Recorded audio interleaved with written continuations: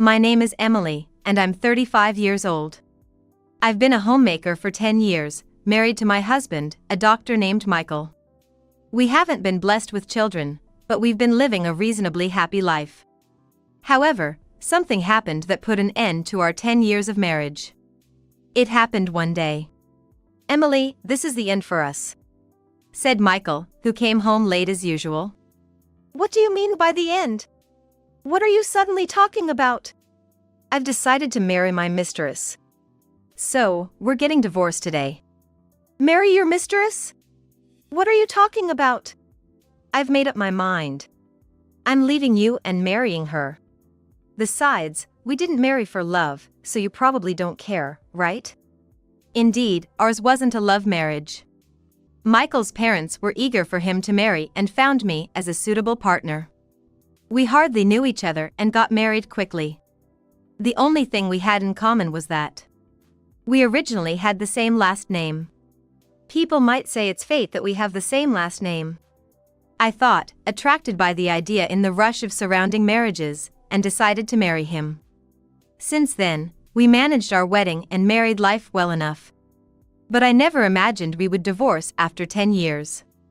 "It wasn't a love marriage, but we've lived together for 10 years. And now you suddenly want to marry your mistress?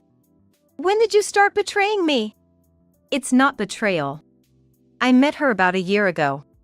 She's a nurse who joined our hospital. She's charming, unlike you, always caring for me, and it's natural that I was drawn to her." "Natural? Are you serious?" "Yes, I've always been serious. These 10 years living with you have been true hell. I was honestly sick and tired of supporting such a boring woman. But that ends today." "How can you talk like that?" "It's the truth. You're a homemaker who produces nothing, while she's an active nurse. Ask any man in the country, they'd all choose her over you. Do you think a high-earning doctor like me needs someone like you?" After a pause, I was the first to speak. "Fine, let's divorce. I never thought I'd be married to someone who could say such things so calmly. We can discuss alimony and property division later with a lawyer. I'll sign the divorce papers and send them later. Until then, I'll go back to my parents' house." But then Michael interrupted. "No need for discussions. We don't even need a divorce paper." "What do you mean? We can't separate without it. If we don't divorce, you can't remarry." "You're so naive, it's pathetic." "What?" "The truth is, I never submitted our marriage registration. We're not a married couple, just cohabitants. So there's no divorce, no alimony, no property division. You thought you'd get my money in the divorce, but you won't get a penny." That day, Michael was supposed to submit our marriage registration. But I couldn't go because of an urgent matter. But it turns out he never submitted it. "Not submitted? Wait, are you joking? We've been living as a married couple for 10 years. It's impossible that you didn't submit it." "Normally, yes. That's why I made that rule at the beginning. If you went to the office, everything would be ruined. When we got married, we made some rules. I, as a homemaker, would handle all the household chores. I was on an allowance, and part-time work was prohibited. And Michael would handle all governmental and official matters." "Why would you do such a thing?" "Why? Because I was about to be forced into a marriage with someone I didn't love. It's not like I was going to submit it easily. I was saving marriage for someone I was destined to be with." "Then you should have refused the marriage proposal in the first place." "I couldn't refuse. My parents are stubborn and wouldn't listen. What would have happened if I said I didn't want to marry? Plus, I wanted a housekeeper." "Housekeeper?" "I'm a busy doctor and can't often tend to household chores. So, I decided to marry you as a housekeeper. It was a good deal for you too, right? You could eat well and have a roof over your head without working. You seemed desperate to get married, too." "What?" "You were probably feeling pressured because your friends were getting married, right? Even though we weren't actually married, you were seen as the woman who married a doctor. This 10-year relationship was a win-win for both of us. That's all it was, and it ends today. You should be grateful for the good times you had. Now, you have to live on your own, without relying on others. I can't believe this. Oh, and one more thing. Don't tell my parents about this. If you do something unnecessary, you know what will happen to your father, right? My father, who runs a medical equipment sales company, has a contract with the hospital where he works.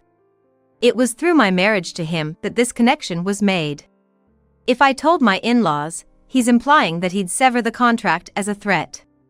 In other words, he's threatening me not to do anything unnecessary.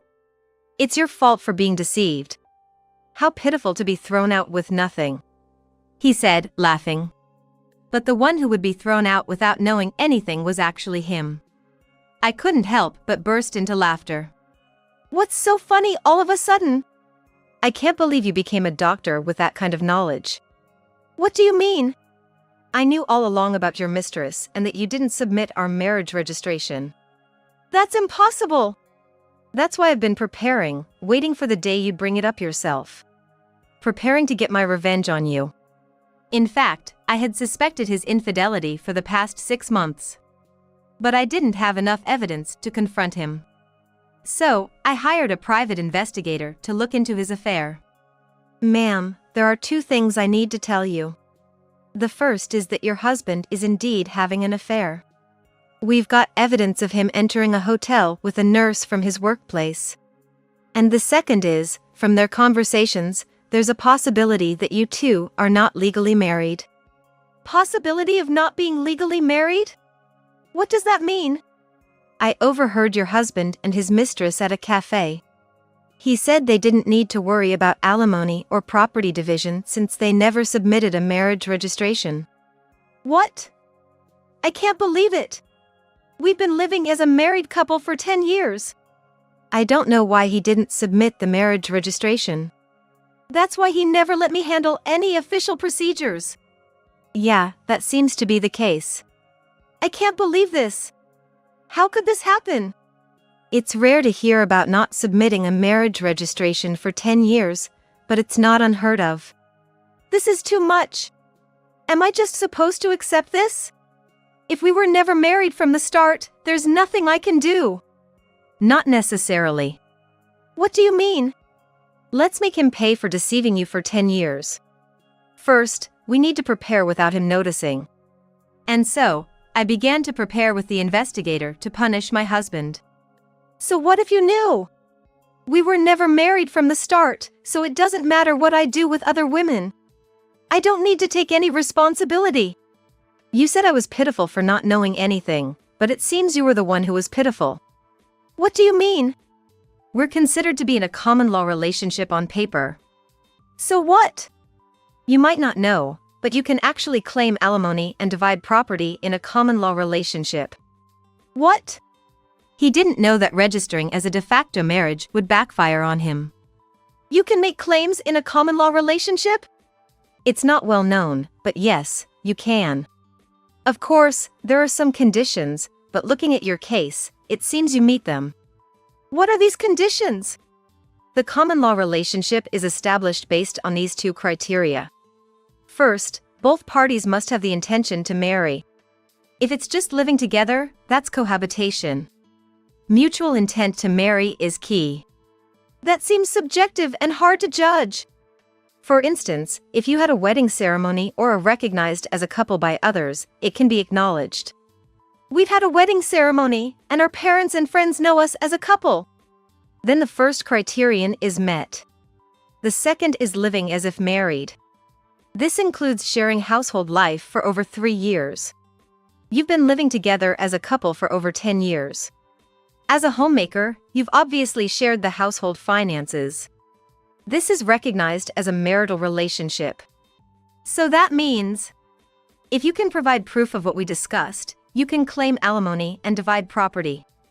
I'm not an expert in this area, so I'll introduce you to a lawyer. You can work with them to bring him down. After consulting the lawyer I was referred to, I was told that I could indeed claim alimony and property division from my husband. So, I'm going to demand alimony and property division from you. I informed my husband, who turned pale. His confidence, which had looked down on me just a moment ago, was gone. But even if you can claim alimony and property division, you're just an unemployed woman. Do you plan to rely on your parents after being kicked out? Didn't I say I was preparing? I've already found a job, starting next month. I've also got my eye on a new place. Don't worry about me. What? He thought I, a clueless homemaker, would be helpless. But the tables had turned. Also, I'll make sure to discuss this with your parents. Just so you know. Do you not care what happens to your father? If they want to break the contract, let them. What? Sure, you were the link to the hospital, but the contract continued because of my father and his company's efforts. Whether or not they keep the contract is up to them. Let's see if they'll break a contract just because the doctor's wife of 10 years was a lie. Try saying that. You! My father and I won't be affected. If the contract is broken over this, it only shows the depth of their trust. We'll just find another hospital to partner with. Saying this, I took out my phone. You're not calling your parents, are you? That's exactly what I'm doing. Our parents think we're still married. It's only natural to inform them if this relationship is ending. Then, to my surprise, my husband began to apologize to me. Please, let me talk to them. Don't call. Why? You know how strict my parents are. If they find out about this, I'm done. What does that have to do with me? Huh? You're asking me not to tell the truth because your parents are strict? Are you kidding? You could have refused the marriage from the start if you didn't intend to marry. After 10 years of a selfish marriage, you're afraid of your parents finding out? I can't accept such a convenient story. But I can't accept your story. I'll make sure to tell both your parents and mine. And so, I called both sets of parents. All four were shocked upon hearing my story. A meeting was promptly arranged at our house. I've heard everything over the phone. Is it true that you pretended to be married for 10 years without submitting a marriage registration? Speak up. You foolish son. It's true, I didn't submit it. Why would you do such a thing? Didn't you think about how Emily would feel? I had no choice. No choice, you say? How can you even say that? It's actually your fault, Dad and Mom. I didn't want to get married yet.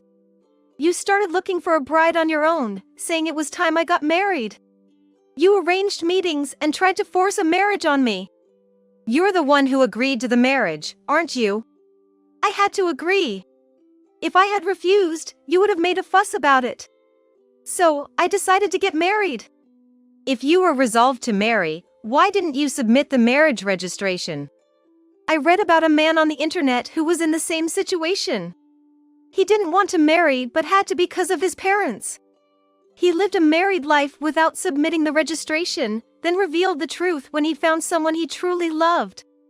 That's appalling. And what happened to that guy in the end? He's now married to the person he loves and has a real marriage. So, I too will marry my girlfriend and have a real marriage. Then my parents, who had been silent until now, spoke up after hearing his reasoning. A real marriage, huh? Sure, you might not have had a love marriage. But do you remember what you said at the wedding? What? We will never forget to care for each other and build a home full of smiles. What did those words mean to you? What were we shown then? We sent our daughter to you, hoping for her happiness. But you deceived her for 10 years without submitting a marriage registration. Did you build a home full of smiles? Now, you're leaving her for another woman. Can someone who acts without a shred of care, even if they change partners, truly have a real marriage? Well, I was happy you married our daughter, not just because you were a doctor. I thought she could build a happy home with someone as sincere as you. But it seems we were mistaken and deceived. And you threatened our daughter. If she told us about this, you'd cut off the contract with our company. What? Seriously? If you're going to threaten our daughter, we'll cut off the contract ourselves. Be warned, we will tell the truth when asked why. If you do that, there will be rumors at the hospital. Rumors? Well, yes, but that's the result of your own actions. You were the one who threatened us with cutting off the contract. My husband was in complete panic at this unexpected turn of events. Please wait. This is getting out of hand. Let's just talk. At that moment, Don't mess with us. my father-in-law grabbed my husband by the collar, furious. We didn't raise you to be such a scoundrel. What were you thinking? Father, please stop. By not submitting the marriage registration, you might have thought you were doing yourself a favor. But because of your selfish actions, Emily was strung along for 10 years. What were you thinking, causing such trouble to others? The living room fell silent. My husband, faced with my father-in-law's words, had nothing more to say. Emily, and your parents, I'm truly sorry for the trouble caused by this idiot. No, you parents shouldn't apologize. It's not your fault. However, it's partly our responsibility as parents for letting him act this way. For now, we'll take him home and make sure he doesn't continue his reckless behavior. We'll deal with the aftermath properly. We're very sorry for all this. And with that, my husband was taken away by his parents, back to his childhood home. You've been through a lot. For now, you should come back home and rest. We'll think about what to do next later. You don't need to worry about anything right now. My parents thought I was completely exhausted and deceived. They spoke to me with such kindness. Thank you, but I won't go back home yet. I still have things I need to do. I declined their offer and stayed in my own home. What I had to do was prepare for the final settlement with my now ex-husband. Gathering evidence for our common law relationship, I was getting ready to claim alimony and divide our assets. A few weeks later, a meeting with a lawyer was arranged. However, even if I agree to alimony, why should I divide my property? She's been a homemaker for 10 years, never working a day. All the furniture, clothes, food, I paid for everything. Now you're telling me to hand over the money I worked hard for and the furniture I bought? He ranted, unable to accept that his money would be shared with me. Yes, that's correct. The money you earned and the furniture are subject to property division. Why does it have to be like that? Who did the housework while you were working? Who cooked meals with the groceries you bought? That's irrelevant now. No, it's very relevant. A homemaker is entitled to property division because housework and childcare have economic value. Speaking as a human, not just a lawyer, do you think housework is something anyone can do, that it's just expected of a homemaker? The reason you could live freely is because of her support. Don't get that wrong. What? And this situation is a result of your actions. Yet, you have the audacity to be selfish. What did you say? Never mind. Anyway, she's entitled to half of the assets for property division. That's how it is. Damn! Regarding alimony, we intend to claim $100,000 from you. $100,000? Why so much for a relationship that wasn't even a marriage? It's precisely because you weren't married. Normally, alimony claims in common law relationships range from $10,000 to $40,000. However, in your case, you pretended to be married for 10 years and selfishly tried to kick her out when you found someone else. The amount is determined by the severity and duration of your actions. But still, you may think 10 years is just a short time, but it's longer than you realize. During that time, she devoted herself to you, believing you were a married couple. You have no right to complain after betraying her. A perfect rebuttal. He couldn't say anything and reluctantly agreed to my demands.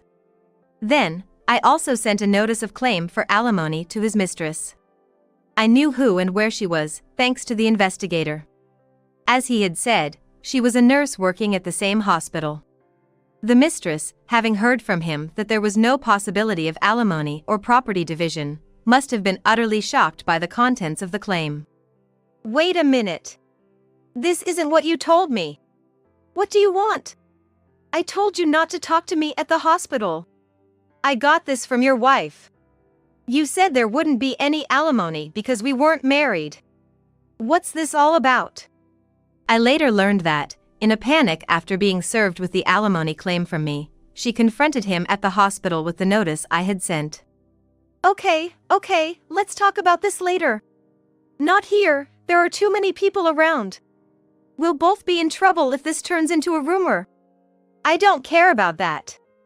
I can't pay this kind of alimony. You said it was okay, so you should pay it for me. What? I won't pay a penny. You were the one who wanted this relationship. You said I was the only one for you, that you wanted to marry me. Hey, quiet down. Everyone can hear us. Just so you know, I'm not in the wrong here.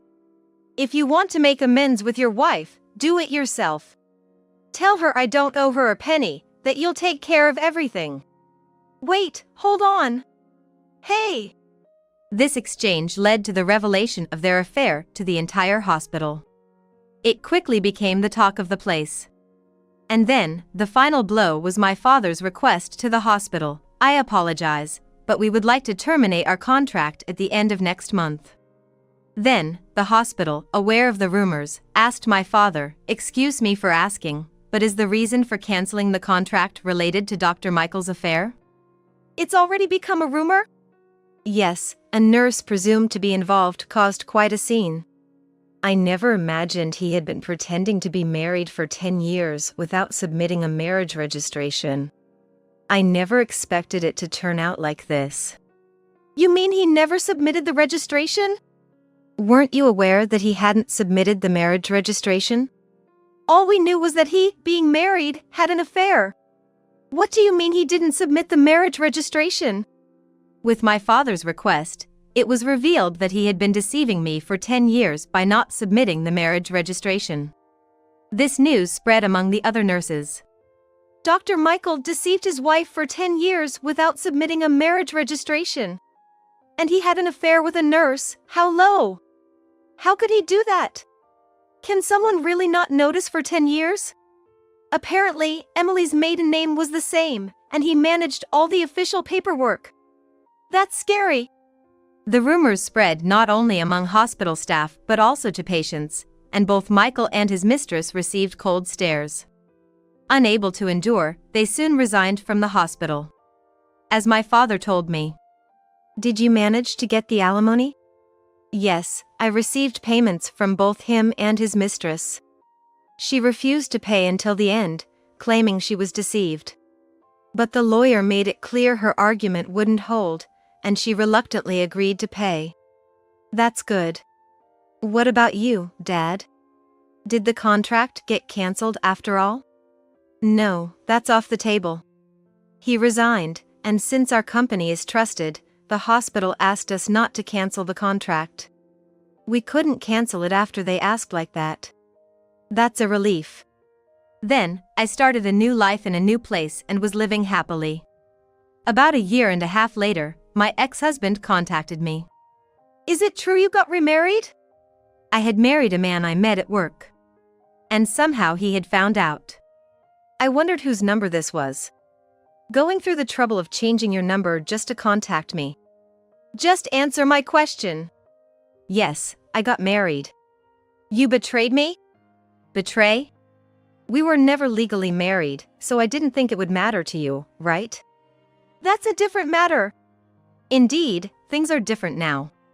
We're completely separated, so my marriage has nothing to do with you. Is that why you contacted me? After I said this, he seemed at a loss for words.